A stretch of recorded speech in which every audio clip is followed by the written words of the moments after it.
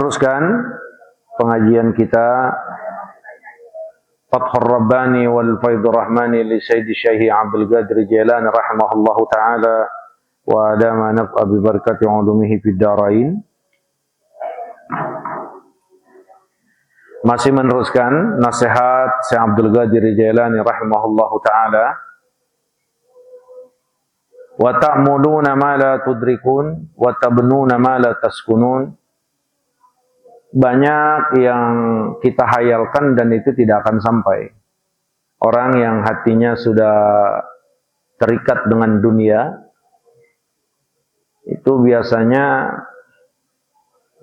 keinginannya menjadi sebuah hayalan, menjadi sebuah obsesi, sehingga hatinya tidak pernah kosong kecuali memikirkan apa yang terkait dengan dunia. Pengen ini, pengen itu terus. Wa ta'muluna ma la tudrikun. Pengen ini. Pada akhirnya banyak kepengenan, keinginan, atau banyak obsesi kita yang nggak akan sampai. Karena kenapa? Kita ada batasnya, hidup kita ada batasnya, hidup kita ada waktunya, dunia pun ada waktunya.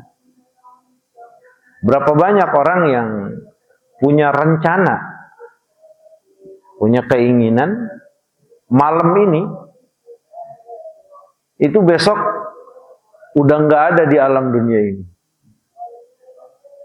Berapa banyak orang yang memiliki rencana malam ini, besok sudah pindah alam.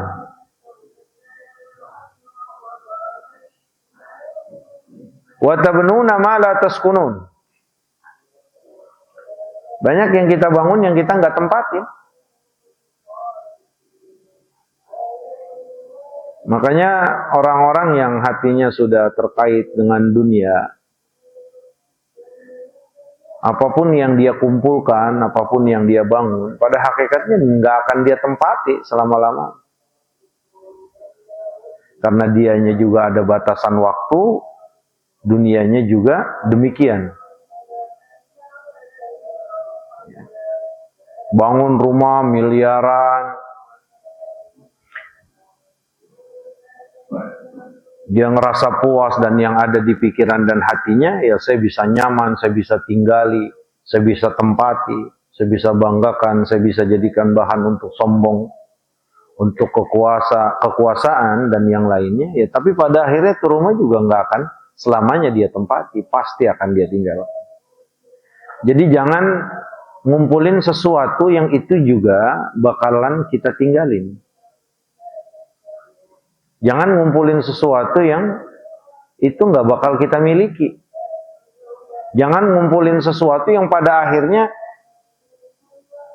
itu akan kebagi buat orang lain. Jangan bangun sesuatu yang memang itu bukan kita yang nempatin. Kalau mau ngumpulin ya sesuatu, ya kumpulin yang bisa manfaat buat kita, yang bisa abadi, yang bisa kekal, yang bisa terus jadi milik kita. Kalaulah kita mau ngebangun sesuatu, bangunlah sesuatu yang itu terus bisa kita miliki selamanya.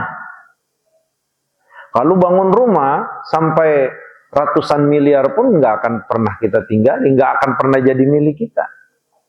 Mau kita baik, mau kita pelit, pada waktunya bukan dan tidak akan jadi milik kita. Coba kalau kita nyumbang karpet buat masjid, nyumbang cat buat masjid, nyumbang lampu buat masjid, buat majelis ta'lim, buat musola. Coba kalau kita nyumbang AC, nyumbang sanyo, nyumbang air, nyumbang sedekah atau infak buat yang sifatnya akhirat.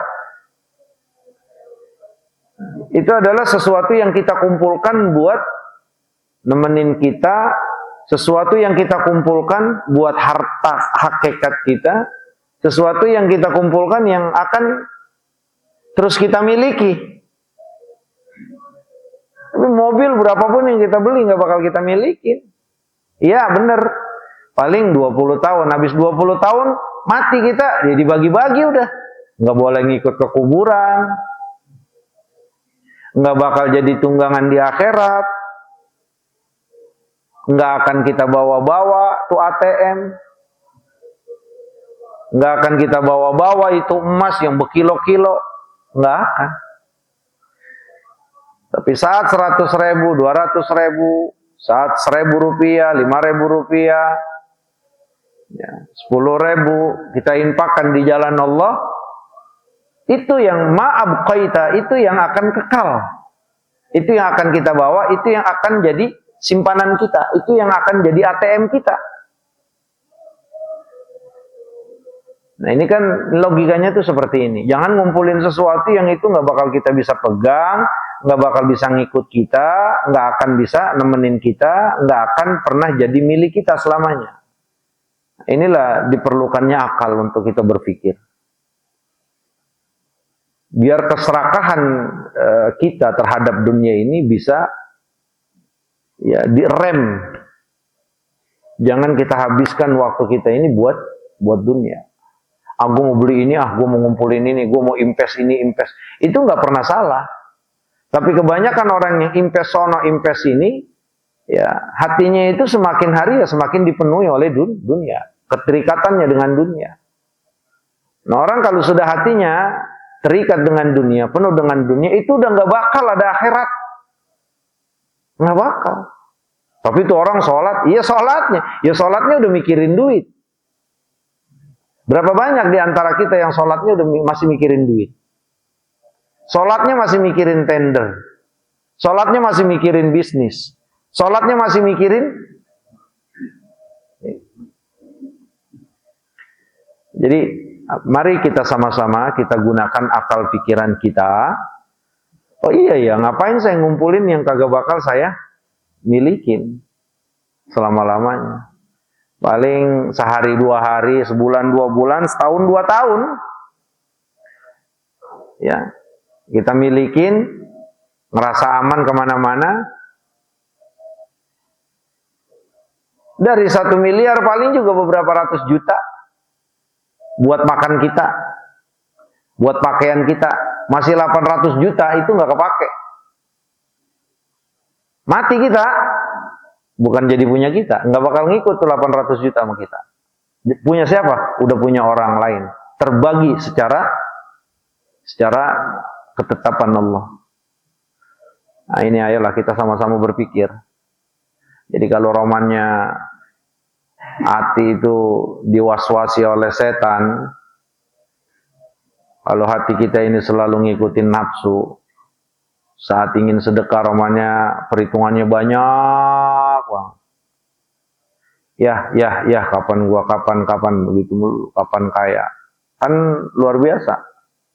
Akhirnya dari rencana 100.000 yang kepilih goceng lagi. Bener nggak? Bang Rusidi. Pokoknya gue mau sedekah. Ini kalau habis denger omongan begini nih, dah gua kagak ada sayangnya sama 50.000, ntar asal nanggok 50.000 dah gua. Lepas sudah kelar mah udah kecekakak cekikik. Pas tarik cepet, masukin lagi. Tarik biru gocap, masukin lagi 20, masih masukin lagi. Ceban, masih masukin lagi. Mana sih tadi yang goceng ya? La ilaha illallah. Maksudnya ini pentingnya akal. La'allakum tatafakkarun ya ulil albab wa ya ulil absar. Ya. Kullu hada yahjubukum am maqami rabbikum azza wa jalla.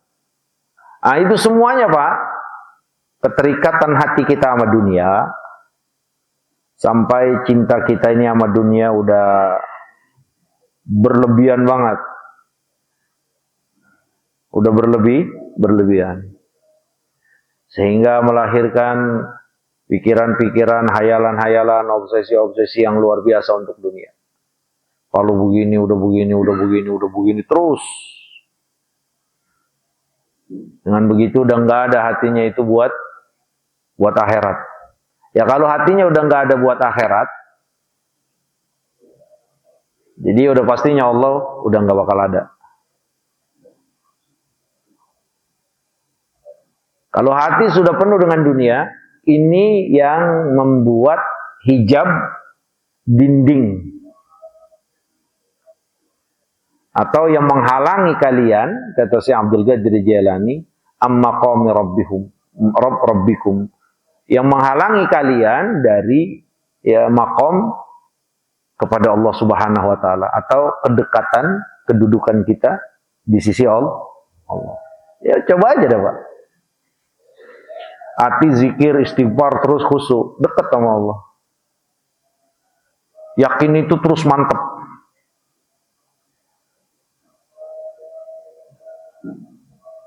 Mulai aja lalai mulut kita dari zikir,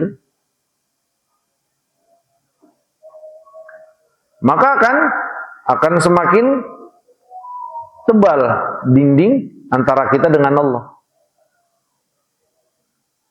Nah, efeknya keyakinan kita itu makin menipis. Di sini nggak ada yang kagak yakin saat saya tanya, yakin nggak kalau Allah yang ngasih rezeki? Full, hampir 100% yakin kita. Allah yang ngasih rezeki saya. Saya nggak pernah takut dengan intimidasi, ancaman apapun, dengan sabotase orang, dengan nikungnya orang, saya nggak pernah takut. Karena rizki dari Allah, yang Allah inginkan terjadi, yang tidak Allah inginkan tidak akan terjadi. Yang Allah inginkan sampai kepada saya sampai, yang Allah tidak tentukan sampai, mau apapun tidak akan pernah sampai. Yakin nggak ini? Yakin. Ini namanya yakin. Kalau ini ada di hati kita, ini namanya keyakinan. Keluar dari masjid, pulang ke rumah, mulailah kita berpikir ini. Melihat motor orang baru, keren juga ini motor ya. Kayaknya harus punya nih. Mulai udah mikir caranya bagaimana punya, dikumpulin ini.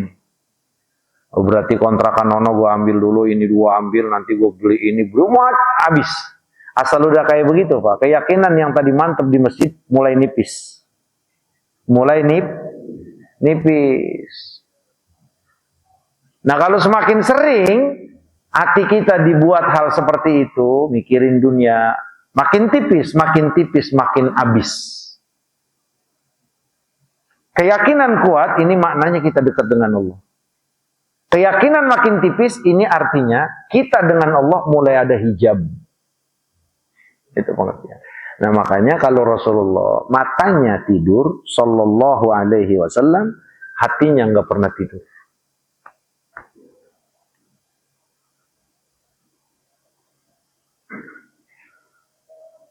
Yukhayyimu dzikrullahi azza wa jalla fi qulubil arifin wa yuhitu biha wa yunsiha dzikra kulli madhkurin. Lihat, kata Syekh Abdul Qadir Jailani, zikir kepada Allah, ingat Allah, eling, itu yang akan bersemayam di hati orang-orang arif, di hati orang-orang yang sudah yakin. Itu kayak kita tadi, kita ini kan kagak jadi wali apa nih malam, Pak. Yakin kita itu tuh ada, tapi kalau turun drastis.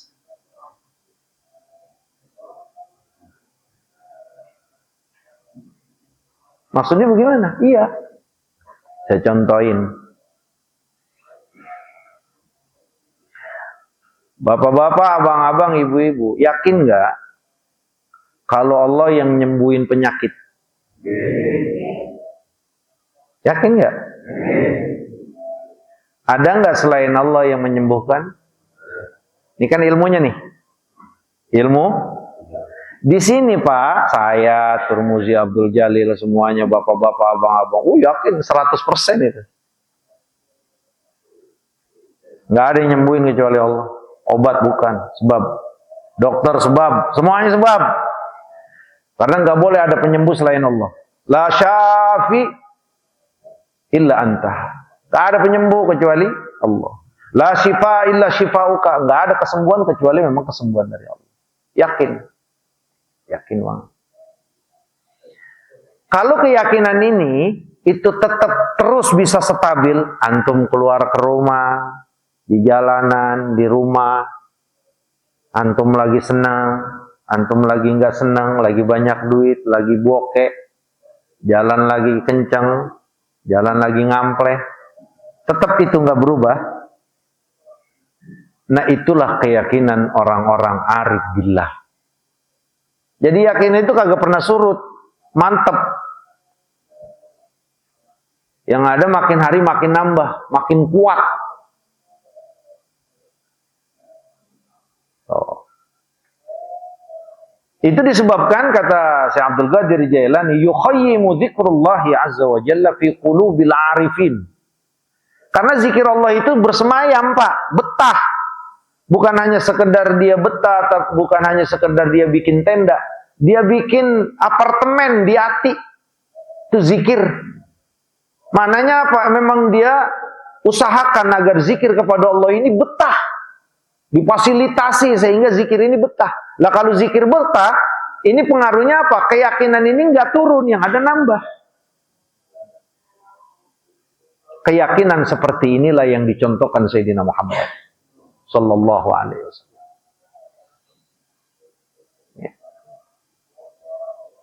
Wa yuhitu biha. Udah selain memang bersemayam, tuh hati dikuasai nama zikir sama Allah. Full. Jadi bukan hanya sekedar nebak. Nah kalau kayak kita nih Pak, zikir sama Allah itu sekedar nebak. Karena zikir kita itu kepada Allah, ingat kita kepada Allah itu juga tertentu. Habis sholat kita zikir. Benar? Kelar sholat kita lupa udah kan?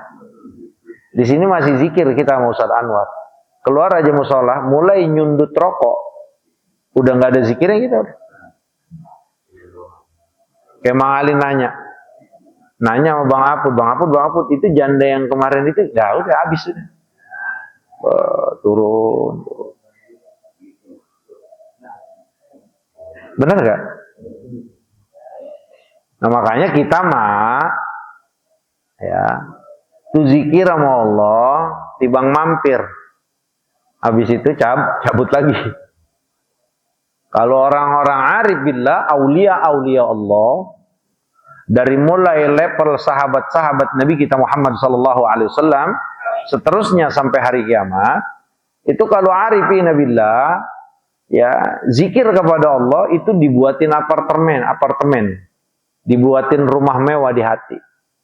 Sehingga apa? Zikir Allah itu betah. Nah kalau udah betah, dia kagak bakal mau kemana-mana. Nggak bakal kemana-mana. Nah makanya di sini diibaratkan yukhayyimu dzikrallahi azza wa jalla fi qulubil arifin wa yuhitu biha. Udah ngeliputin, udah nguasain semuanya. Wa yunsiha dzikra kulli madhkurin. Dia akan lupa apapun bentuk yang dia ingat kecuali Allah. Dia kagak bakal ingat sama yang namanya mobil, sama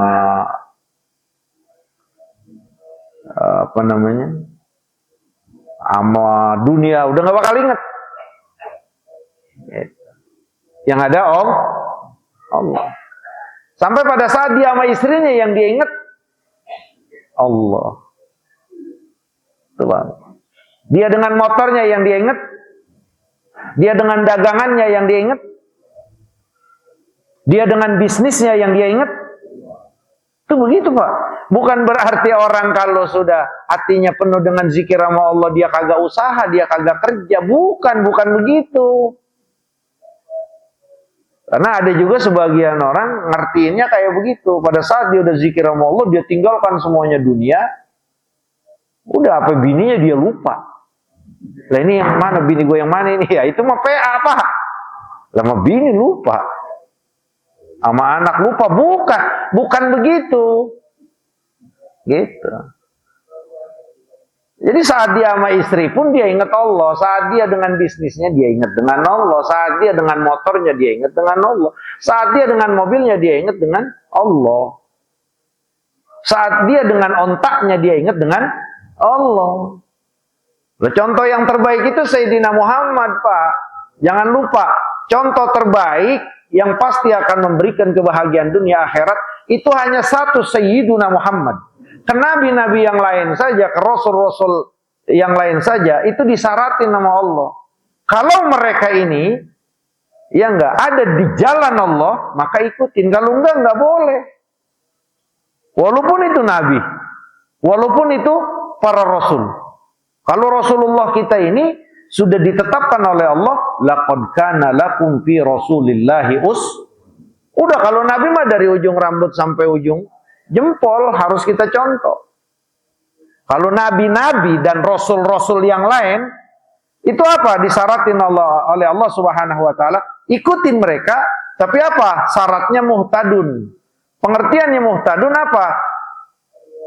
Apa yang mereka lakukan yang boleh kita contoh, syaratnya itu harus muhtadun, harus dapat hidayat, dalam artian harus ada pembenaran apa yang memang ditetapkan Allah pada syariatnya.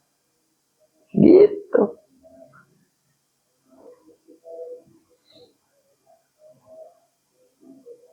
Kalau Rasulullah nggak ada syarat-syaratnya, semuanya kita disuruh ngikutin.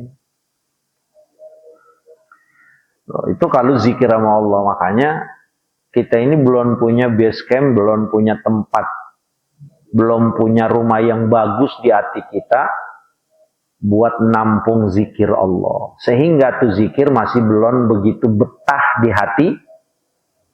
Nah, saya tanya, zikir sama Allah betah nggak di hati kita? Nah, buktinya, nah itulah masih suka putus asa, masih suka galau, keseringan. Makanya yakin la yadkhuluhu syak, keyakinan yang tidak dimasuki dengan keraguan sedikit pun. Kalau kita mah kagak, yakinnya dikit, ragunya banyak. Ngotot banget. Gue yakin banget Allah yang ngasih rezeki. Dah. Kerja dia. Udah kerja buntang-banting.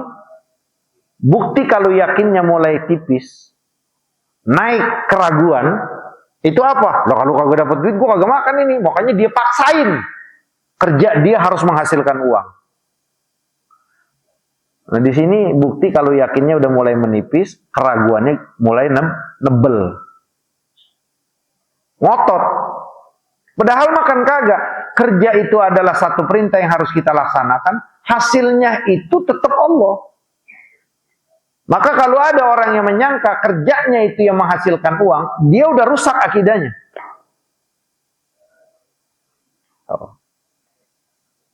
Dhanna anna rizqa min kasbi zalat bihi na'lani min harik.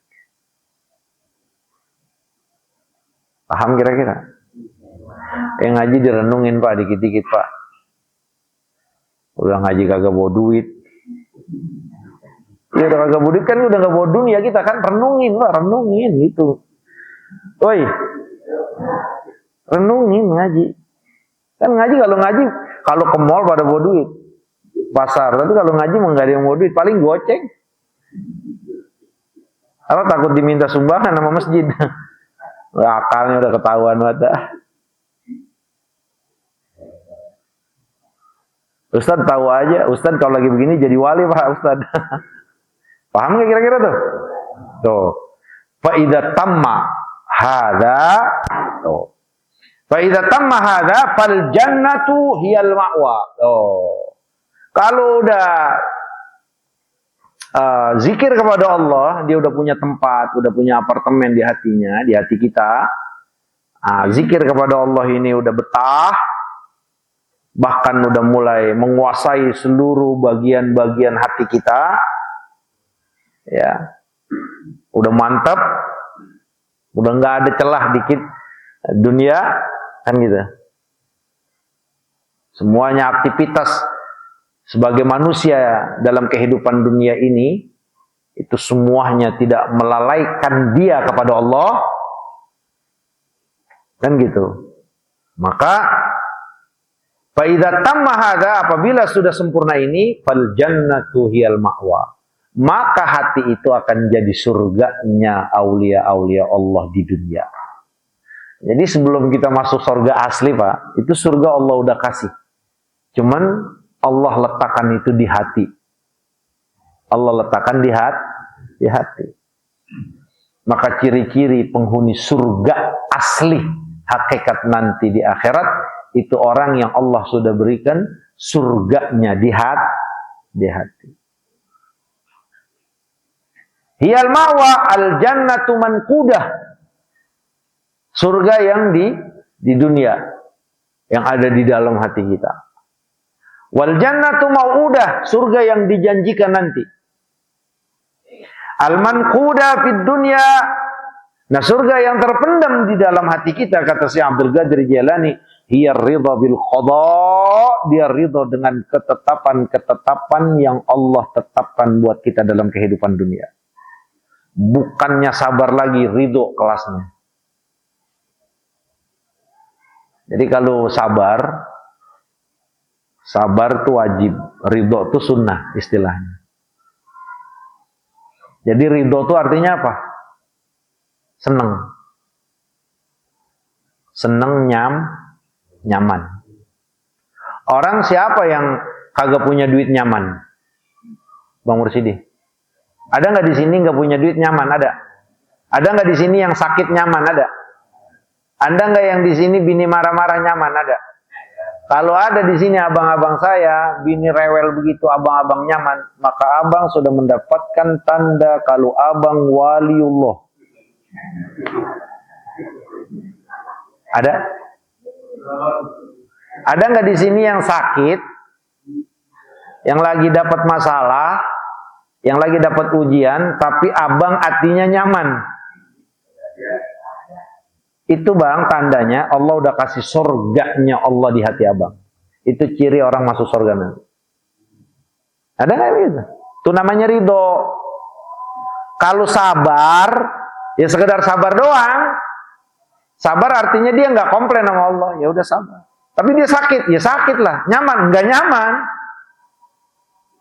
Tapi dia nggak mau komplain, nggak bakal komplain sama Allah. Terus hatinya baca, ya Allah, sabarkan aku, kuatkan aku, ya Allah. Dia sabar. Dia nggak komplain terhadap ketetapan Allah, tapi dia nggak nyaman. Itu namanya sabar. Tapi kalau ridho, dia nyaman, dia happy. Dikasih sakit, dia nyaman. Itulah Sayyiduna, ingetin, itulah Sayyiduna Muhammad. Tuh, Pak. Itu contoh kita. Dia ridha bil qada, dia ridha, senang, nyaman dengan ketetapan Allah. Wa qurbul qalbi minallah, hatinya makin dekat sama Allah. Enggak ada manusia paling dekat sama Allah dari Nabi kita Muhammad sallallahu alaihi wasallam. Paling dekat sama Allah. Kenapa? Nggak ada manusia yang paling ridho dengan ketetapan Allah kecuali Sayyiduna Muhammad.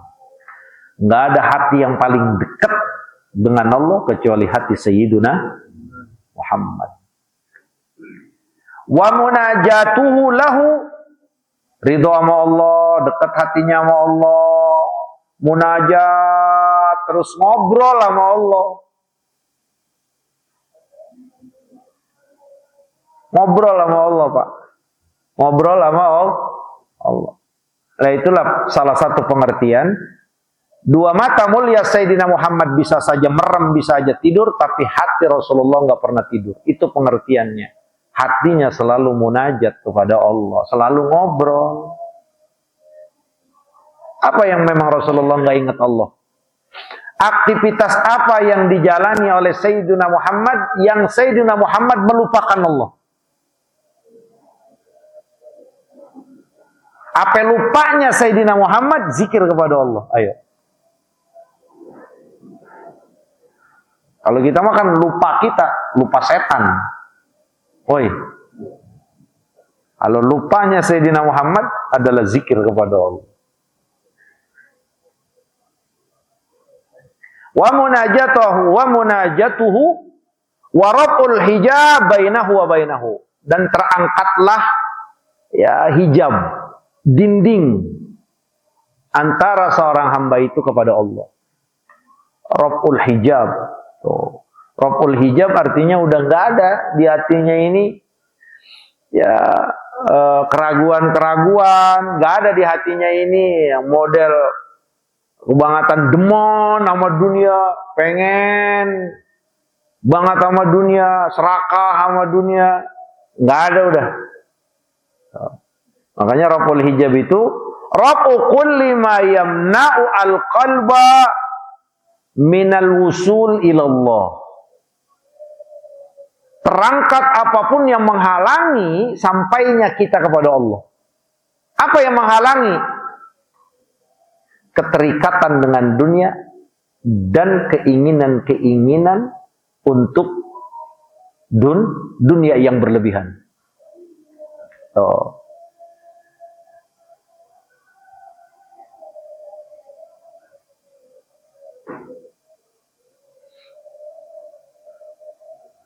Jadi kalau seperti ini kita bisa pahami, bukan nggak boleh cinta sama bini, cinta sama banda, bukan. Bukan kagak boleh punya ini, punya itu, bukan. Ganggu nggak itu? Pertama, berlebihan nggak itu? Itu Pak, ukurannya itu Rasulullah. Rasulullah makan enak nggak? Lah kalau ada makan enak lah.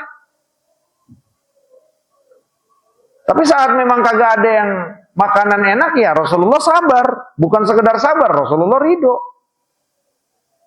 Gitu. Rasulullah nikah, Rasulullah kawin, Rasulullah pakaian bagus, gitu. Kalau ada, kalau enggak, Rasulullah happy, menerima ini ketetapan Allah.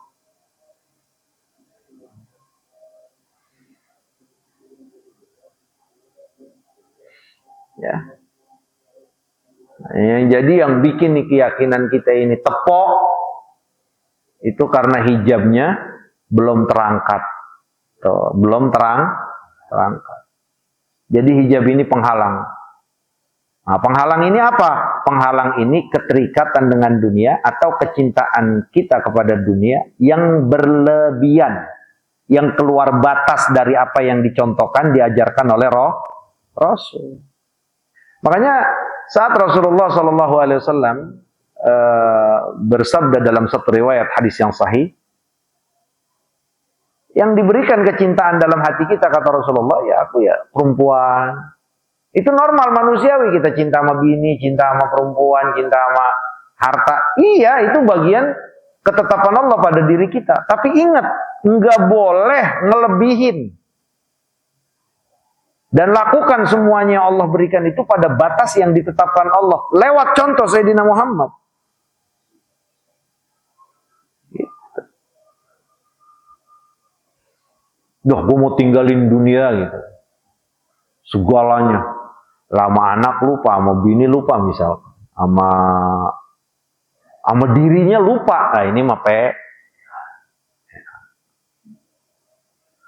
Fayasiru sahibu hadzal qalbi fi khalwatihi ma'allahi azza wa jalla fi jami'i ahwalihi min ghairi takyifin wala tashbihin. Kalau udah jadi kayak begitu, maka jadilah orang yang memiliki hati seperti ini fi khalwatihi ma'allah, pada saat kesendiriannya bersama Allah, di seluruh aktivitasnya dan di seluruh kondisinya itu dia akan selalu bersama Allah. Inilah Sayyidina Muhammad. Pernah nggak Rasulullah ninggalin Allah dalam aktivitasnya? Enggak. Nah, sama kalau kita nyontoh Nabi, nggak bakal Allah itu pernah misah dari kita. Nah, kalau setiap makanan yang kita makan kita awali dengan bismillah, sambil merenungi bahwa nikmat Allah kita mulai dengan bismillah. Makannya tuh pelan-pelan, makanya kenapa Rasulullah ngunyah-nyah itu banyak. Enggak kayak mukbang-mukbang yang sekarang lagi rame. Sekali dua kali papak telan, sekali dua kali papak telan. Ini termasuk yang bertentangan dengan sunnah Nabi. Kalau Nabi kenapa ngajarinnya mapak makanannya itu banyak? 20 ke atas Nabi itu kalau mapak makanan. Selain memang Rasulullah sedang mencontohkan makanan yang akan bisa diterima dan digiling lambung kita sehingga memberikan kesehatan buat badan kita, itu adalah dengan ukuran papakan 20 lewat ke atas. Di lain sisi, Rasulullah sudah mengajarkan bahwa orang yang mapaknya lama, itu dia akan terus teringat bahwa ini nikmat Allah. Lupa sama Allah nggak? Nggak bakal. Itulah yang diajarkan Nabi. Makanya baca bismillah, mapaknya juga pelan. Dia rasainnya Allah, nih garamnya, nih mecinnya, nih terasinya, nih asamnya, nih ikan asinnya. Asin, kayak Bang Apud. Bawa ikan asin kan gitu. Ini nikmat Allah. Jadi berapa syukur yang dia rasakan terhadap nikmat yang Allah berikan dari makanan itu dan dari nikmat yang Allah beri pada bagian mulut kita. Itu Pak. Nggak bakal ninggal. Udah habis begitu, alhamdulillah. Nggak bisa Allah. Itulah Sayyidina Muhammad sallallahu alaihi wasallam.